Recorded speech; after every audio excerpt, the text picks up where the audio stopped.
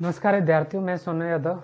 आज के इस लेक्चर में अपन 12th क्लास की एक्सरसाइज 1.1 का क्वेश्चन नंबर 11 से स्टार्ट करेंगे। ठीक है, पिछले लेक्चर में अपन ने क्वेश्चन नंबर एक्सरसाइज 1.1 का 1 से 10 तक देख लिए और उसका बेसिक देख लिया कि स्वतुल्य सममित संक्रमण कैसे होते हैं, क्या होते हैं, कैसे इनको लिखते हैं। ठीक है, आज क्वेश्चन नंबर 11वां पढ़ेंगे इसमें। ठीक है, तो देखो, सिद्ध कीजिए कि किसी समतल में स्थित बिंदुओं के समुच्चय। अब देखो, अब आपके यहाँ पर ये कोई समतल है आपके, ठीक है, इस समतल में स्थित जितने भी बिंदु हैं उनका एक समुच्चय दिया हुआ है आपको। ठीक है, अब देखो समुच्चय आर में एक संबंध दिया है कि पी क्यू बिंदु।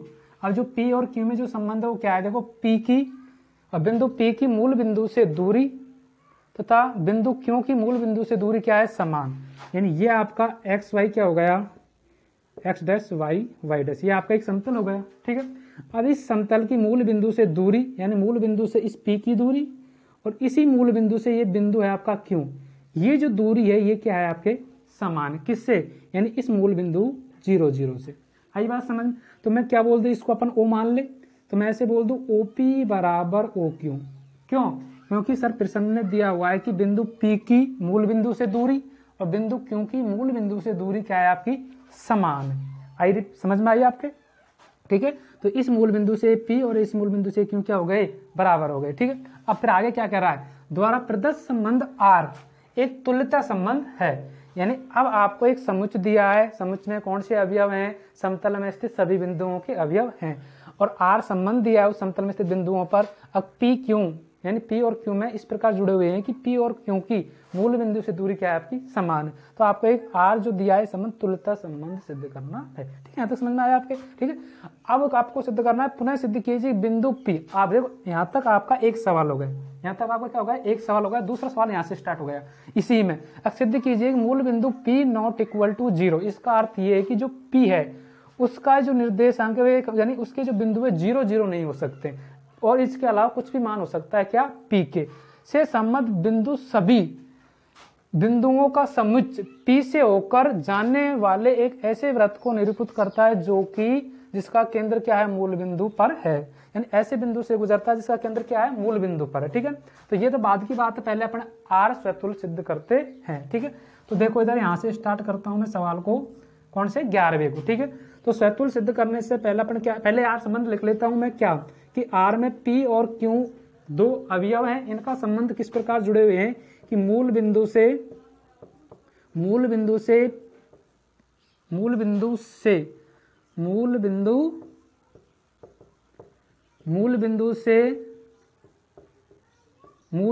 किसकी दूरी, मूल बिंदु से P की दूरी तथा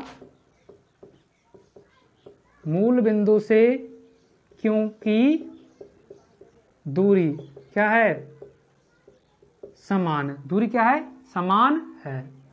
यह आपका क्या होगा, एक संबंध हो गया। क्या हो गया आपका, ये संबंध हो गया। ठीक है, अब आप इस संबंध को क्या सिद्ध करना है आपको, स्वतुल्य सममित और संक्रामक। क्योंकि किसी भी स्वतुल्यता संबंध सिद्ध करने के लिए तीनों कंडीशन होना जरूरी है। कौन सी, स्वतुल्य सममित और संक्रामक। दोबारा से मैं बोल रहा हूँ, यदि नहीं दिख रहे हैं अक्सर तो आप जैसे मैं बोलता हूँ वैसे लिख लिया करो। ठीक है, अब P Q comma such that इस प्रकार है कि मूल बिंदु से P की दूरी तथा मूल बिंदु से किसकी दूरी, मूल बिंदु से Q की दूरी क्या है, समान आपकी। ठीक है, इधर देखिए, अब मैं इसको स्वतुल्य सिद्ध कर रहा हूं। पहला तो स्वतुल्य के लिए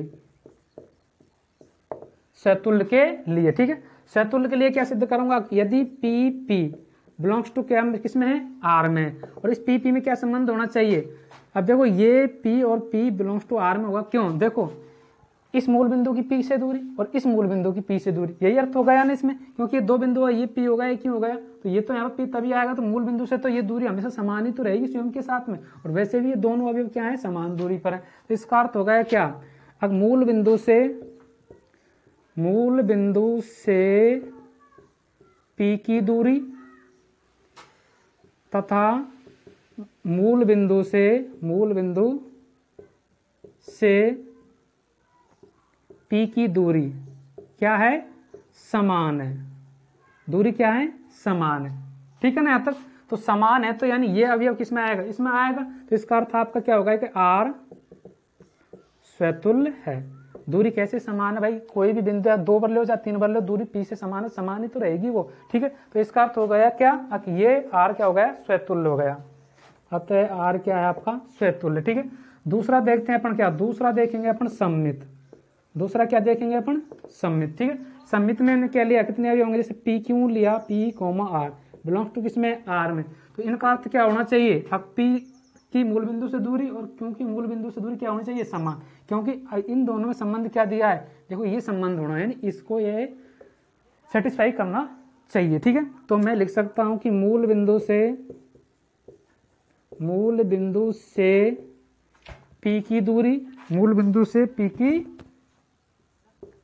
दूरी बराबर मूल बिंदु से क्यू की दूरी क्या है, समान है। आई बात समझ में। ठीक है, तो मूल बिंदु से पी की दूरी, मूल बिंदु से क्यू की दूरी क्या है, समान है। मैंने अभी आपको बताया समान दिया नहीं, इस बिंदु से क्या है, मूल बिंदु से पी और क्यू क्या है, समान है। ठीक है, तो देखो मूल बिंदु से पी की दूरी और बराबर मूल बिंदु से क्यू की दूरी, तो ये बराबर है। तो इसको मैं ऐसे भी तो लिख सकता हूं, कैसे, देखो इधर, मूल बिंदु से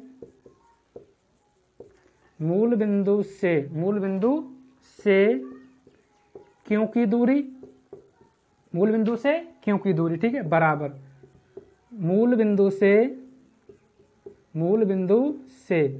पी की दूरी क्या है, समान है। भाई जब कोई दूरी बराबर है, चाहे ऐसे लिखो चाहे उसको ऐसे लिखो, दूरी वो जब भी हो तो क्या रहेगी, समान ही रहेगी। ठीक है ना, तो इसको मैं ऐसे लिख सकता हूं, अब q comma r belongs to R, ऐसे आ जाएगा ये, क्योंकि ये बिंदु और ये बिंदु की दूरी समान है। तो ये किस, जो दो बिंदुओं की दूरी यदि वो समान होगी तो वो किस में होंगे, दोनों अवयव आर में होंगे। ठीक है, तो इसका अर्थ क्या होगा कि अतः, इसका अर्थ होगा अतः आर क्या है आपका, सममित है। आर क्या है, सममित है। तीसरा क्या चेक करेंगे अपन, संक्रामक। देखो अपन ने 1.1 प्रश्नावली में सिर्फ एक ही चीज सीखा है, स्वतुल्य सममित संक्रामक, वे आपको बारी बारी से काम आ रहे हैं रिपीट। तो बस मेन चीज ये आना चाहिए, इनको कैसे निकालते हैं, ये है मेन चीज, और फिर उनका संबंध में क्या रिलेशन दिया हुआ, इन्हें किस प्रकार वो संबंध में जुड़े हुए हैं दो अवयव, बाकी वही कंडीशन काम आती। देखो संक्रामक में क्या है, ए और बी बिलोंग्स टू आर, तो इसका अर्थ क्या हो गया, इसका अर्थ हो गया कि यानी सॉरी ये क्यों पी क्यों लिए अपने बिंदु, क्या लिए, P Q, P comma Q. ठीक है, तो मूल बिंदु से पी की दूरी बराबर मूल बिंदु से समान, तो ऐसे को लिखने की जरूरत नहीं, दूरी बराबर हो गई ना, ये बराबर चिन्ह लगा दी दूरी।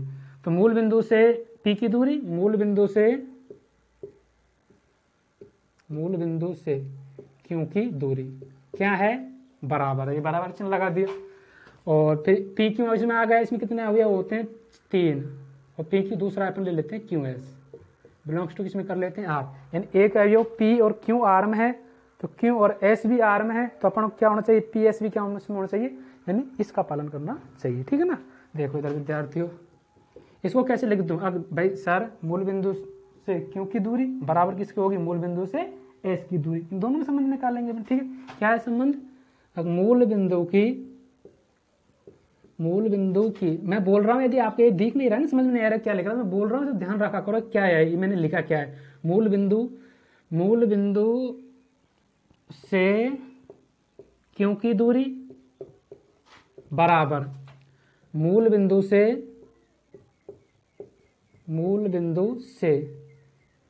किसकी दूरी, मूल बिंदु से एस की दूरी क्या है आपके, बराबर है। आई बात समझ में। ठीक है, तो देखो इधर मूल बिंदु से पी की दूरी मूल बिंदु से क्यू की दूरी के बराबर है।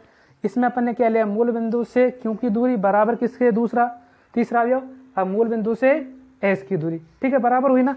तो अब देखो ये दूरी बराबर है, तो ये दूरी है पी की मूल बिंदु से दूरी, और पी बिंदु ओ से मूल बिंदु से एस की दूरी क्या हो जाएगी, बराबर, क्योंकि ये दोनों बराबर है, यहाँ पे क्यों ये भी बराबर ये भी बराबर, तो ये भी तो इसके बराबर होगा ना। तो इन दोनों से क्या स्पष्ट है, इन दोनों से स्पष्ट है क्या, अब मूल बिंदु से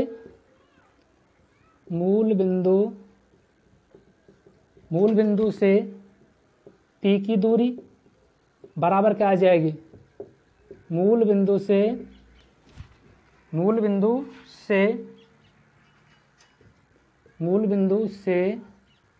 एस की दूरी। आई बात समझ में आपकी। ठीक है, तो जब मूल बिंदु की दूरी मूल बिंदु से पी की दूरी मूल बिंदु से एस की दूरी बराबर है, तो इसका अर्थ क्या हो गया, अगर जो पी और एस है वो भी किस में आ जाएगा, आर में। तो इसका अर्थ ये होगा पी क्यों आर में है और क्यों एस आर में है, तो आपका ये पी एस भी किस में आ जाएगा, आर में आ जाएगा। ठीक है, और जब पी एस आर में आ जाएगा तो आपका आर क्या हो जाएगा, अतः आर क्या है, संक्रामक है, अतः आर संक्रामक है। आई बात समझ, यहाँ तक आप उतारो, आगे फिर इसको मैं साफ करके लिखता हूं। ठीक,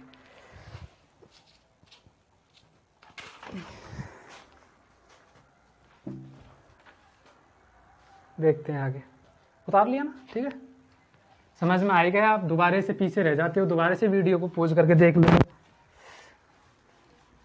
और जो भी विद्यार्थी 12th क्लास में इसको रेगुलर देख रहे हैं वो कृपया कमेंट करके मुझे बताएं, ताकि मेरा मेहनत मुझे पता चले, जो मैं मेहनत कर रहा हूँ वास्तव में विद्यार्थी मेरे को सुन रहे हैं। ठीक है, गर्मी पड़ रही है, काफ़ी पसीने आ रहे हैं, फिर भी आपको मैं पढ़ा रहा हूँ। ठीक है, तो आर संक्रामक हो गया, तब क्या लिखेंगे अपन, अतः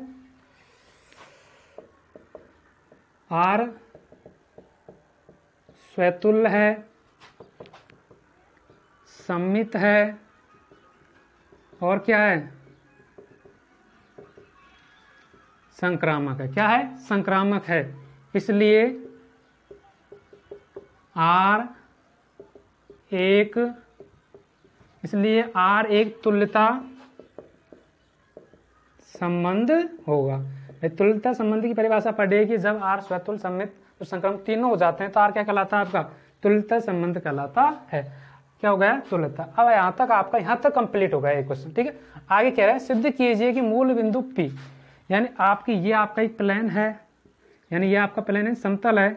ठीक है, y y डैश। ठीक है, अब यहाँ पर जो ये बिंदु P है ना, इस बिंदु P के 0 0 निर्देशांक नहीं हो सकते हैं। क्या नहीं हो सकते हैं, 0 0। बाकी इस P को कहीं पर भी ले लो प्लेन पे, बस यहाँ पर नहीं लेना है ये P, क्योंकि मना कर दे, देखो आपने P नॉट इक्वल टू 0 0। ठीक है, तो अब इस बिंदु P से, मतलब इस मूल बिंदु से कुछ दूरी पर कोई दूरी मान लो आप, इस मैंने मान लिया ये R दूरी मान ली। ठीक है, तो इस R दूरी पर कोई बिंदु जैसे आपका P है, आगे बात समझ में। ठीक है, तो यानी इस मूल बिंदु, देखो इस जो बिंदु P है ये तो इसकी निर्देशांक हो ही नहीं सकते, इसकी दूरी पे यहाँ मान लो, यहाँ मान लो, यहाँ कहीं पर भी ये फिक्स कर दो कि आपका ये बिंदु फिक्स कर दिया मैंने, P यहीं पर है। ठीक है ना, अब इस बिंदु से P से होकर जाने वाले बिंदुओं का जो एक समुच्चय होता है वो एक वृत्त होता है। ठीक है, देखो इधर, तो आपको पता है जब अपन ने ये बिंदु फिक्स कर दिया तो ये दूरी समान हो गई। ठीक है, तो इस समान दूरी पर, अब देखो इस दूरी पर समान दूरी से जब अपन एक वृत्त बनाएंगे तो आपका जो वृत्त बनेगा वो कहाँ से गुजरेगा, इस मूल बिंदु से होकर गुजरेगा। क्यों, क्योंकि सर अपन ने बिंदु फिक्स कर दिया, तो बिंदु फिक्स हो गया तो इसकी मूल बिंदु से दूरी भी फिक्स हो गई,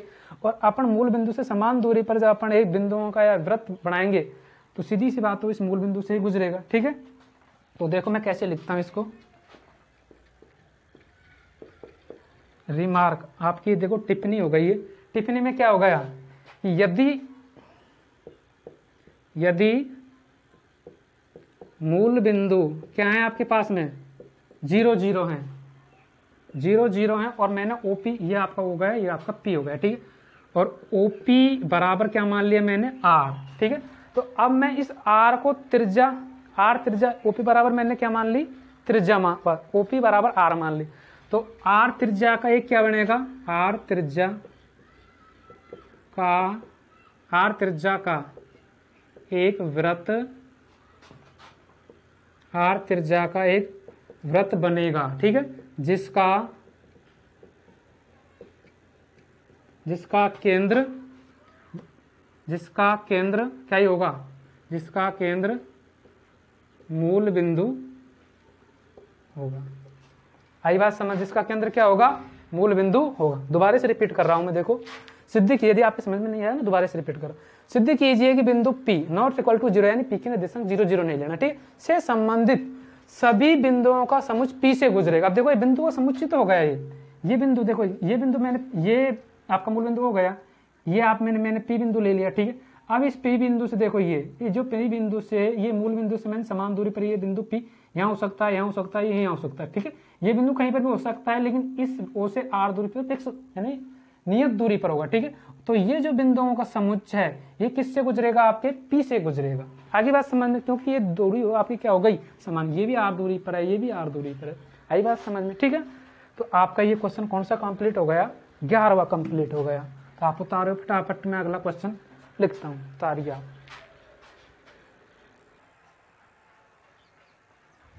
देखते हैं क्वेश्चन नंबर 12 अपन, ठीक है।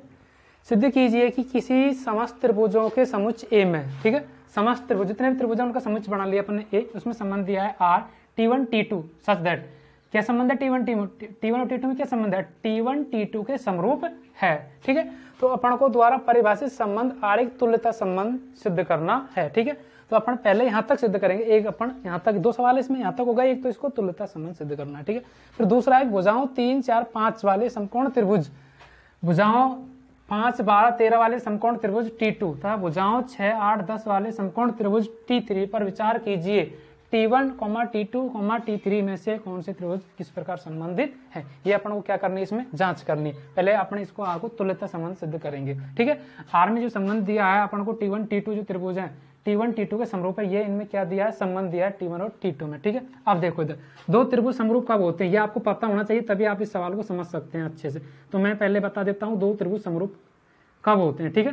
तो देखो ये आपका 2 त्रिभुज हो गए ABC और ये हो गया आपका PQR, ठीक है। तो देखो किन्हीं भी 2 आकृतियों को समरूप होने के लिए इसमें 2 कंडीशन होना जरूरी है, क्या, एक तो उनके संगत कोण क्या होना चाहिए, बराबर, जैसे ये कोण इसके बराबर तो ये कोण इसके बराबर होना चाहिए, ये कोण इस कोण के बराबर होना चाहिए, ये कोण इस कोण के बराबर होना चाहिए, आई बात समझ।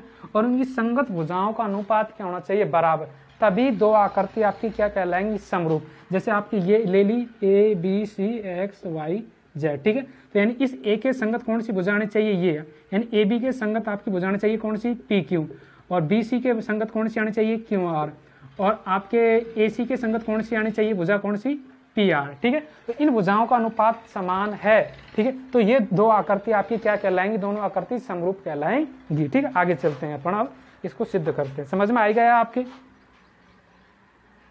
ठीक है। फटाफट करते हैं, टाइम थोड़ा ज्यादा लग जाता है, टेंशन नहीं लेने का, समझ में आना चाहिए आपके, ठीक है। फिर भी आपके कोई कंफ्यूज रह जाता है, कमेंट बॉक्स में आपका सुझाव दे, वहां से आपकी हर प्रॉब्लम का सोल्यूशन किया जाएगा।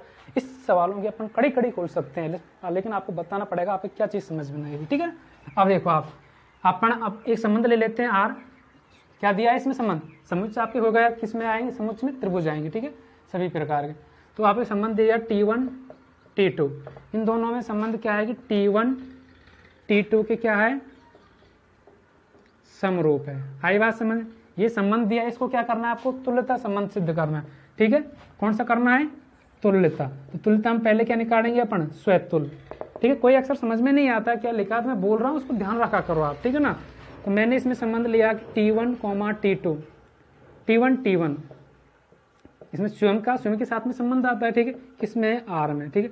तो ये R में कब होगा, देखो कोई भी त्रिभुज अपने आप में स्वयं में समरूप होता है, ठीक है। तो इसमें लिख देंगे अपन कोई त्रिभुज स्वयं अपने आप में क्या होता है, स्वयं अपने आप में समरूप होता है, आई बात समझ में, ठीक है। तो T1 त्रिभुज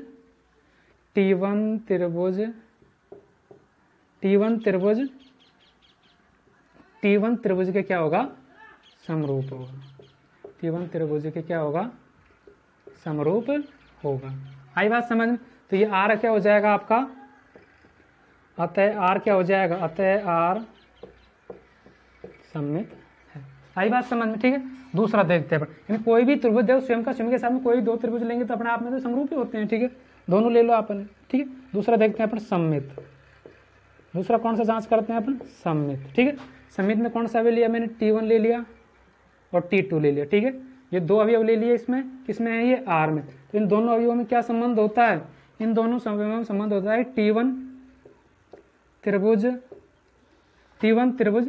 T2 त्रिभुज के क्या है, समरूप है, ये संबंध हो गया इसमें, T1 त्रिभुज T2 के समरूप है, ठीक है। इधर देखो दूसरा, तो T1 त्रिभुज T2 के समरूप है, तो T2 भी क्या हो जाएगा, T2 भी समरूप ही होगा, T2 T1 के क्या है, समरूप है। देखो T1 T2 के समरूप है, T2 T1 के समरूप है, तो क्या मैं इनको ऐसे बोल दूं, और T2, T1 फिर तो R में मिलेंगे आपको, किसके अवयव होंगे, R के अवयव होंगे। तो T2 T1 R के अवयव हैं, तो इसका अर्थ क्या होगा आपका, अतः R क्या है, अतः R क्या है आपके सममित है। आई बात समझ में, ठीक है। तीसरा चेक करते हैं अपन, कौन सा, तीसरा अपन संक्रामक सेट करते हैं, ठीक है। इसमें लिया अपन T1 T2 belongs to R, तो इसका अर्थ क्या हो गया आपके, बिलोंग्स टू R। इसका अर्थ हो गया कि T1 T2 के समरूप है। बोर्ड तो नहीं हिल रहा है। अब देखो दूसरा लिया मैंने T2, T3 belongs to R, ठीक है। तो इसका अर्थ क्या हो गया, T2 T3 के समरूप है, इसमें दिया है ना, T2 T3 के समरूप है, ठीक है। उसके बाद देखो T1 T2 के समरूप है, T2 T3 के समरूप है, तो सीधी सी बात है T1 किसके समरूप हो जाएगा, T3 के समरूप हो जाएगा, ठीक है। तो इसका अर्थ हो गया कि T1 T3 के समरूप है। अब आप सोचेंगे सर ये समरूप कैसे लिख रहे हैं, हमको कैसे पता चलेगा असमरूप। अरे भाई जब आप इनको अवयव ले रहे हैं तो ये इन्होंने पहले से ही दिया हुआ है ना। कभी आप सोच रहे हो सर आप ऐसे ही लिखते जा रहे, हमको कैसे पता चलेगा। भाई देखो ये इसमें दिया हुआ है, यानी इन दोनों में ये, तभी इन दोनों में ये संबंध होगा कि T1 T2 के समरूप होगा। तो इसका अर्थ अपन ने जब अभी अभी R में ले लिए हैं तो सीधी सी बात फिर इनके समरूप होंगे ही, क्यों, क्योंकि R में दिए हैं ये।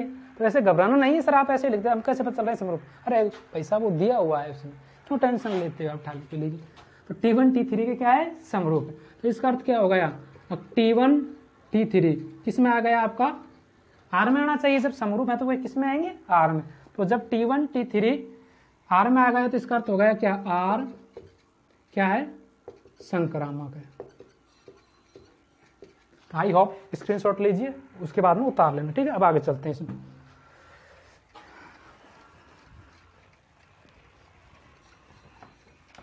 तो अपन ने R को क्या सिद्ध कर दिया, अपन ने सिद्ध कर दिया अतः R स्वतुल्य है, सममित है तथा संक्रामक है। क्या है, संक्रामक है। इसलिए और जब तीनों ही हो जाता है कोई संबंध, सममित संक्रामक और तीनों ही हो जाता है कोई, इसलिए संक्रामक सममित और स्वतुल्य सममित संक्रामक कोई संबंध हो जाता है तो क्या कहलाएगा, इसलिए R क्या कहलाएगा, R तुल्यता संबंध है।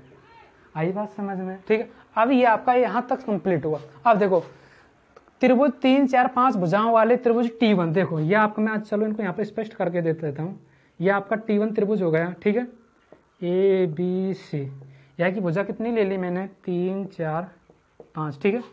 दूसरा त्रिभुज मैंने ले लिया क्या, ये आपका कौन सा त्रिभुज हो गया साहब, ये आपका हो गया T1, ये हो गया आपका T2, ये हो गया PQR। नाम अपने हिसाब से आप दे लेना। यह की भुजा कितनी दे रहा है, T2, देखो ये T2 भुजा ये दे रहा है, देखो 5 12 ये 5 12, वही क्रम में वही हिसाब से लिखना है। फिर 3 4 5 ऐसे लिखे हैं ना आपने, तो फिर वही 5 यहीं से स्टार्ट करना है 5 को।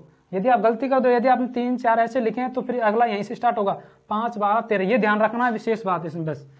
यदि आपने ये उल्टा सीधा कर दिया तो आपका मामला गड़बड़ हो जाएगा, ठीक है। ये हो गया आपका कौन सा नाम दे दो, इसको दे दो DEF, ये हो गया T3, ठीक है। तो इसकी भुजा हो गई, देखो यहीं से स्टार्ट करो, क्योंकि तीनों अपने यहीं से स्टार्ट करी तो इसमें फिर यहीं से स्टार्ट करनी है, 6 8 10, तभी संगत तो आएंगी भुजा। आप इसे गलत मान लिखोगे, गलत ही आएगा, सीधी सी बात। अब आपको सिद्ध करना है कि ये T1 त्रिभुज जिसकी भुजा ये हो गई, ये T2 त्रिभुज जिसकी भुजा ये हो गई, ये T3 त्रिभुज इसकी भुजा ये हो गई। अब अपन को इन त्रिभुजों में संबंध दिखाना है, कौन सा त्रिभुज किससे संबंधित है। ये दोनों त्रिभुज समरूप कब होंगे, जब इनकी संगत भुजाओं का अनुपात क्या होगा, समान। संगत भुजा जैसे मैंने ली 3/5 किसके बराबर होना चाहिए, 3 इस त्रिभुज की 3/5, भाई इस त्रिभुज की ये भुजा इसके अनुपात में आएगी। इस त्रिभुज की भुजा 4/5 किसके बराबर आएगा, इसकी भुजा ये 5/12 किसके बराबर आएगा, 13, ठीक है। ये कौन सा त्रिभुज हो गया आपका T1 और कौन सा हो गया T2, ये हो गया T1 T2। क्या ये दोनों भुजा अनुपात बराबर है, नहीं आ रहा, तो इसका अर्थ T1 T2 से संबंधित नहीं है, ठीक है।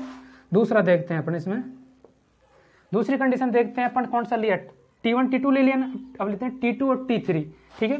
तो इसमें देखते हैं, देखो 5/12 बराबर, यानी सॉरी 5 के संगत यानी इस भुजा की संगत, ये भुजा 6, ठीक है।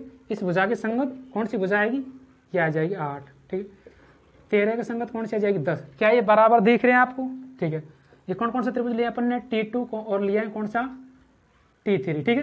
तो ये दोनों त्रिभुज लिए तो इन दोनों त्रिभुज समरूप कब होते हैं? संबंधित, जब इनकी संगत भुजाएं क्या आती है? बराबर। तो ये बराबर नहीं आई तो इसका ये भी नहीं लिया। अब कौन सा ले रहा मैं? T1 T3 ले रहा हूँ, ठीक है। तीसरा देखो इधर मैंने लिया 3/, कौन सा? 3/6। इसकी ये संगत भुजा इसकी इस भुजा के संगत बराबर। इसकी ये संगत भुजा किसके बराबर आएगी? इसके। इसकी ये संगत भुजा किसके बराबर आएगी? इसके। आई बात समझ, ठीक है। देखो 3 × 3 3 दूनी 6, 4 × 4 4 दूनी 8, 5 × 5 5 दूनी 10। सबका मान कितना आया? 1/2। तो मेरे हिसाब से बराबर आ गया सबका मान। तो इसके हिसाब से तो फिर क्या हो गया? अब T1 बराबर हो गया T3। अब जब दो त्रिभुज समरूप हो गए तो एक दूसरे से संबंधित होंगे नहीं होंगे? होंगे ना। तो अतः नीचे क्या लिख देंगे अपन? अतः T1 तथा T2 की संगत भुजाओं का अनुपात क्या है? समान। अतः T1 तथा T3 त्रिभुज की भुजाओं, त्रिभुज की क्या? संगत भुजाओं का अनुपात क्या है? समान है। आई बात समझ में? समान है तो T1 T3 से क्या होगा? संबंधित। इसलिए T1 T3 से संबंधित होगा। उतारिए फटाफट।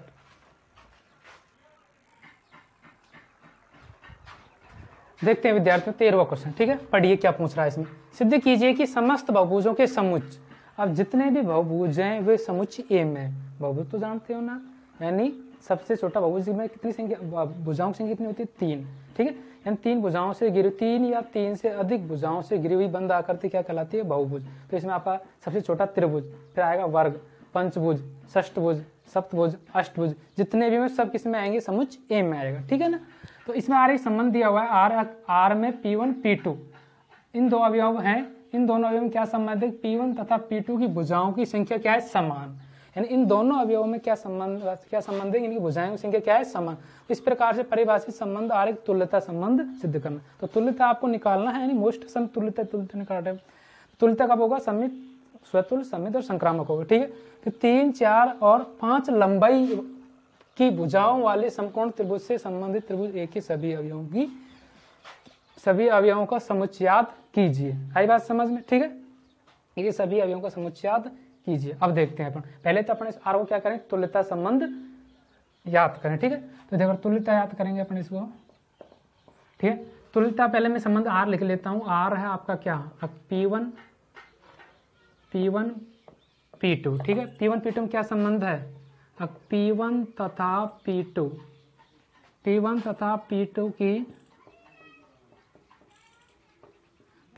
P2 की भुजाओं की क्या है? भुजाओं की संख्या समान है। आई समझ में आपके, ठीक है। ये आपका संबंध लिख लिया। आप देखो इसको क्या कर रहे हैं अपन? तुल्यता संबंध कर रहे हैं। तो पहला स्वतुल्य निकालेंगे। स्वतुल्य में क्या है? P1 से संबंध है। तो P1 संबंधित होगा, क्यों?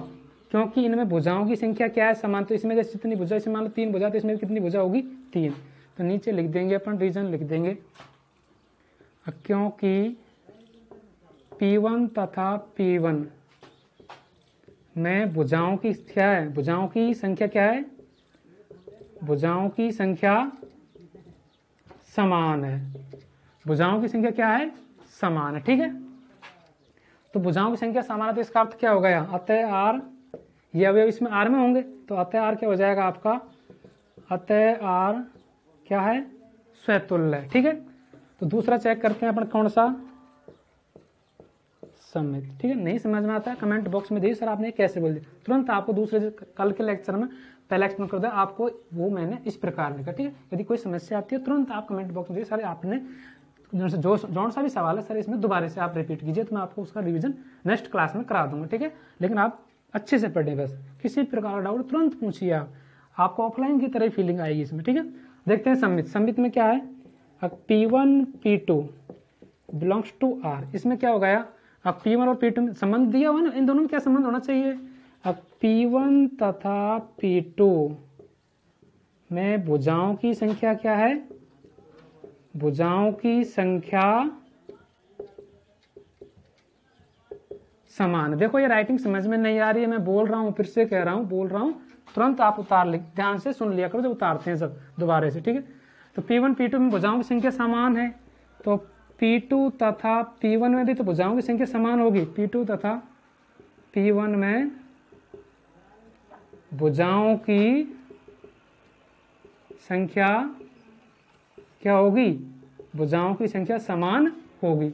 आई बात समझ में, ठीक है। तो P1 तथा P2 में भुजाओं की संख्या समान है, P2 तथा P1 में भुजाओं की संख्या समान, तो इसका अर्थ क्या हो गया? जब इन दोनों में भुजाओं की संख्या हो तो इसका अर्थ हो गया कि P2, P1 किसमें आ जाएगा? R में। आई बात समझ। तो तब ये R में है तो इसका अर्थ क्या हो गया आपका?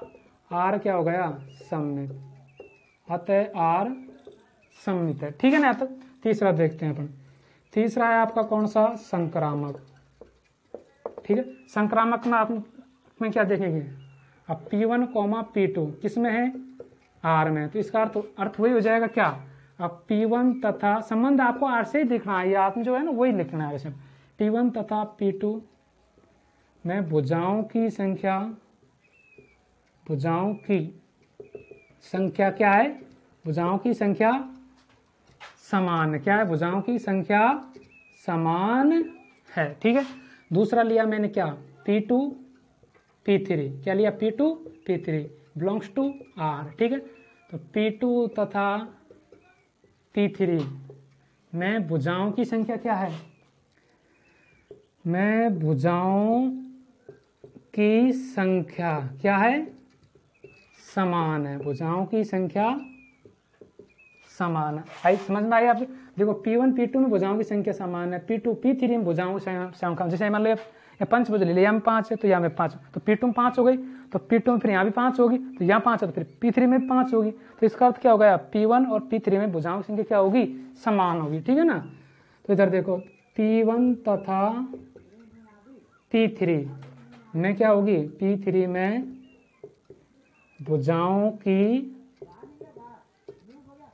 की संख्या क्या होगी? भुजाओं की संख्या समान होगी। आई बात समझ में आपके, ठीक है। तो P1 P3 में भुजाओं की संख्या समान होगी, तो इसका अर्थ जो P1 है और P3 है किसमें होंगे? R में होंगे। तो अतः R संक्रामक होगा। आई बात समझ में आपकी, ठीक है। तो आगे R संक्रामक है, तो जब ये तीनों हो जाते हैं, उतार लिया ना, आगे चलते हैं।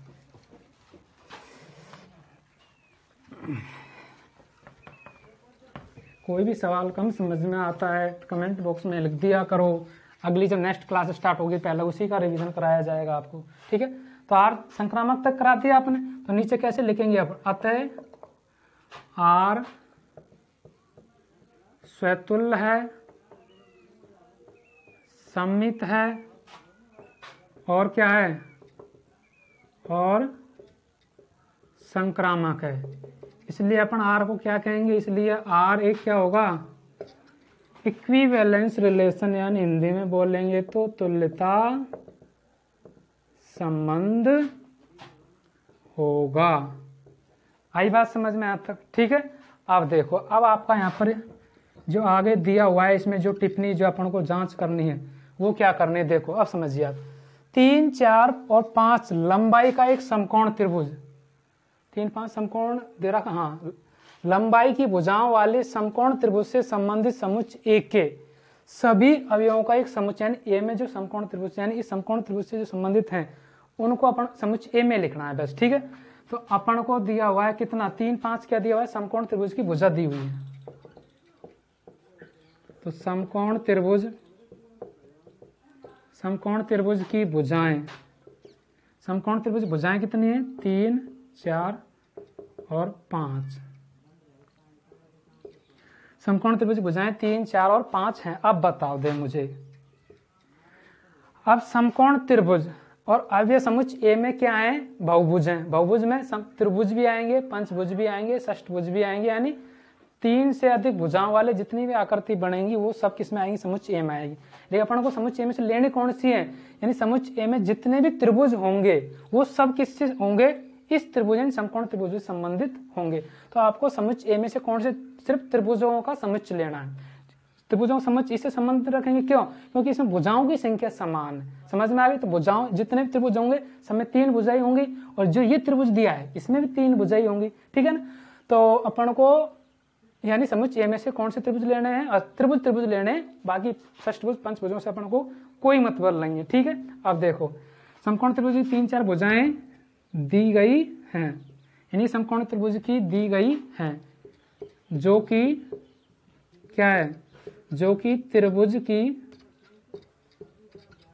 भुजाएं, जो कि क्या है? जो कि क्या है? त्रिभुज की भुजाएं हैं। अतः 3 भुजाओं वाले बहुभुज से क्या होगी? संबंध रखेंगे। अतः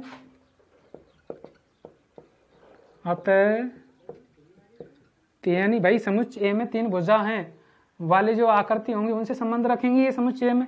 तो अतः 3 भुजाओं वाले बहुभुज से संबंध रखेंगी। आगे बात समझ में, ठीक है। तो अपन को समुच्चय लिखना, क्या लिखना है? समुच्चय। तो दिया गया त्रिभुज सभी त्रिभुजों से संबंध रखेंगी, 3 भुजाओं वाले बहुभुज से संबंध रखेंगी। तो अतः दिया गया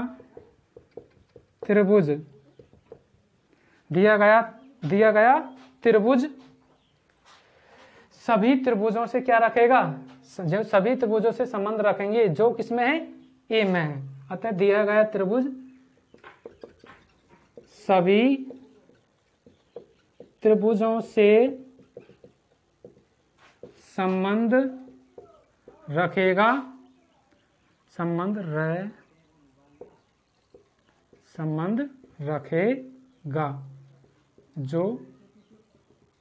रखेगा जो समुच्चय में है। आई समझ? उन अवयवों का समुच्चय, उन अवयवों का क्या हो जाएगा? समुच्चय हो जाएगा जो किसमें? ए में, जो कि इस त्रिभुज से संबंध रखेंगे, ठीक है। ये आपका 13 प्रश्न कंप्लीट हुआ।